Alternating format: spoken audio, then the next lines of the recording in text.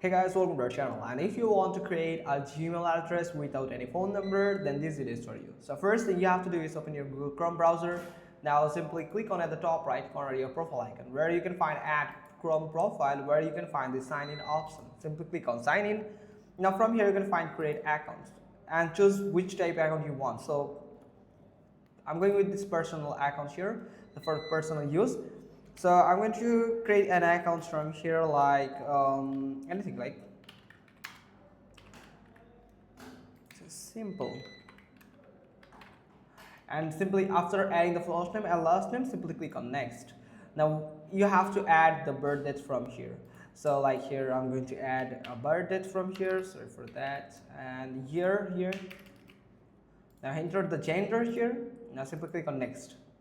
After that, you have to do is simply create a new one from here. So I'm going to create a new account. I'm going to create a custom Gmail from here, like how to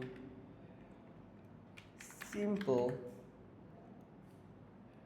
101. So click on next. And if it's not try, so you have to put another one here, like 44 here. I'm going to add this number here, and yeah, it's taken. It's take this and allowed me to use this Gmail here. Now you have to add the password, like I'm going to add it password and confirm the password. And make sure you have added the same password from here. Now simply click on next.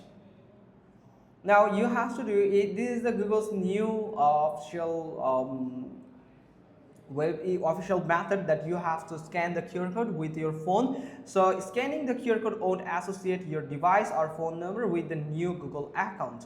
So it won't associate your phone number. You can add your phone number as a recovery phone number later whenever you want. So you just need to do is switch back to your device and simply scroll scan this QR code, and you have to send send a message through your phone mobile device. Then it will just verify yourself. So that's how you can just simply do it. Hope you found this video helpful. If so, then give us a thumbs up. Don't forget to subscribe our channel, and thanks for watching. Till next time.